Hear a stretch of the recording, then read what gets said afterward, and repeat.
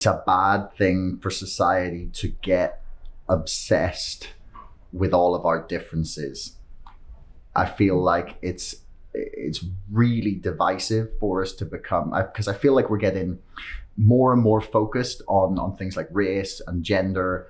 And for me, I feel like we should be focusing on how to maximize the individual and society more broadly, where when we get caught up with trying to think about intersectionality, where you go, okay, so how do we best like make sure everything is perfectly diverse, instead of trying to create the best conditions for everyone to have equal opportunity to make the best of themselves. I feel that the validity in their critique of the woke is that we get caught up in these differences, and that ends up benefiting only I wouldn't even describe them as the far right. To me, it benefits the establishment class, like the people who occupy the upper echelons of power in both the Conservative and the Labour Party, the people who like have been in those positions of power for the past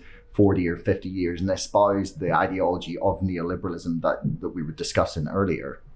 Well, I mean, look, I grew up in a world where intersectionality theory didn't exist. What we were left with was largely what we call class reductionism, economic. So, literally, so these streets around us, in 1981, erupted into a riot.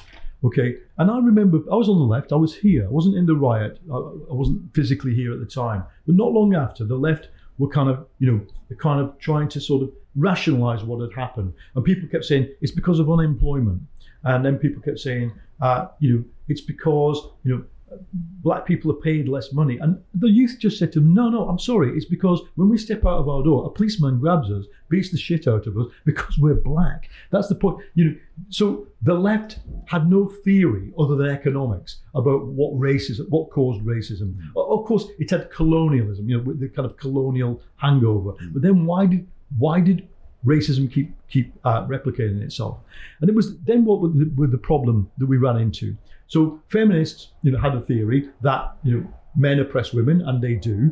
But then suddenly they were confronted, as these movements converged, and there was a movement, for about 10 years, a broad left movement that was anti-Thatcher, anti-capitalist, in which people said, hold on a minute, you're a white middle-class woman, you can oppress me, a black man. Is that not true? And indeed, you're a black man, and indeed you might have been arrested by the cops, but when you stand alongside the gay pride demo and shout homophobic insults at us, you oppress us too. So suddenly people realized that oppression isn't like a sort of hierarchical layer cake, like feudal society, the king, the bishops, the knights, the lords, the peasants.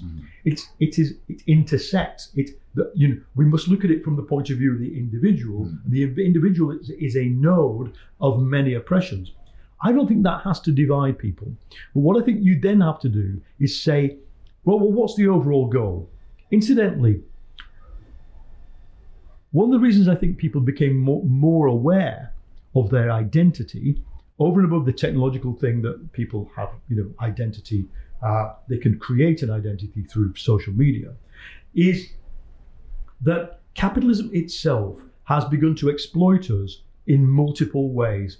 So my dad, my mum and dad, they went to work, they earned wages in the form of cash. They got cash in their hand, they spent it on stuff. And if they wanted to buy a sofa, they would, save that cash in a bank. Yeah. That was their relationship to capitalism. Bank was for saving, work was for earning money. Today, we earn electronic money. You never see the money you spend. Yeah. So you're not aware of the fact that a lot of what you spend is borrowed. Likewise, most people don't have savings. They do have borrowings. And the difference between stuff I've earned and stuff I've borrowed is not obvious in my bank account. So what does that do? It creates what we call a stream of financial exploitation, as well as workplace exploitation. Now, on top of that, as consumers, when I walk into a Nike store, or Brooks is my running shoe. Okay, I love Brooks. I feel good in a pair of Brooks running shoes. Fine. So I'm co-creating that Brooks brand. It's not just they create it, I create it by sharing stuff, by wearing it. No. It's exploiting me through my consumer choices. Likewise, we can be exploited through our sex lives, through our personal lives, through our social lives, through our music. And because these constitute who we are, I think this is why we've become more aware of multiple forms of exploitation. So I don't see this as a weakness. A lot of my left colleagues think there is a kind of left nostalgia. If only we could get back to class, and everyone would agree that the bosses are the enemy and that we, the ordinary workers, are not the enemy and we should stick together. Well, in the real world, that's gone. Because today, you meet a young black woman, entrepreneur from Birmingham. She conceived her entire life and future as entrepreneurship, right? So how many companies can I start? How many people can I employ? And for her, this was a form of solidarity because there wasn't any other form of solidarity. She didn't experience any solidarity from, for example, the trade union movement. So the average young person thinks, how do I become a DJ? How do I become a Love Island person? How do I become a podcaster? Yeah, or influencer. Because, their forms of collectivity are different from the ones that I learned in the mid-20th century. I just don't think, since my aim ultimately is to defeat fascism and get rid of capitalism and get rid of carbon from the economy very rapidly, I want to do it with as many people as possible.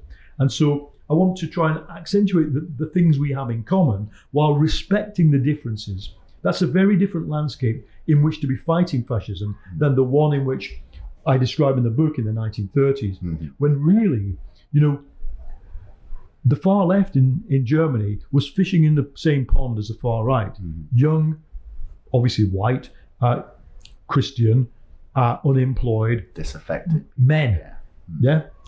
Sitting in, literally the communist pub and the fascist pub looked pretty similar in terms of demographics. They just had different flags, sang different songs, and would kill each other if they met each other on the street. Today, that's different.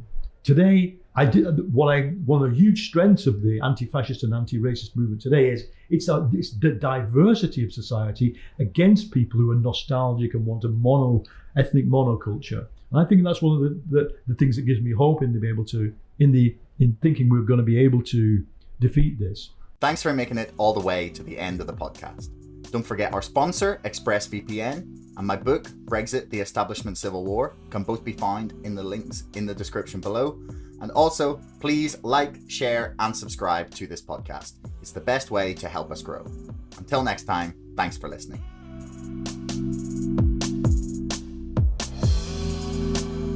Screw the hedge funds. You can make as many rules as you want, but if there's no teeth behind them, what's the point? Well, like Citadel is potentially just gone in a few months.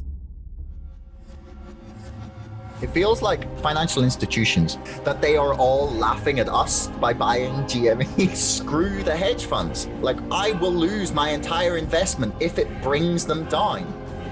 Why on earth, last May, could you buy the entire company for $200 million? What's been happening on Reddit and in social media and in the marketplace has never been seen before. I argue that nothing is off the table. There is nothing off the table when dealing with the volumes of money in something as big as the United States stock market. The hedge funds have clearly underestimated a group of people raised on Friday night World of Warcraft raids. Dark pools, they're another mechanism to manipulate and cheat. Mainstream journalists don't say these things for a number of reasons. One is their sources are the people that I'm talking about, and so they can't call somebody a crook. Superstonk and the other communities that have emerged are a hive mind, the likes of which we have never seen before. It's madness and brilliance, insanity and genius all rolled into one. It's very possible that Citadel will be gone in a few months. And not just Citadel, but the entire financial system has the potential to come crashing down. These crooks continue to gamble recklessly with the world economy, and this could be the moment that they finally get their justice.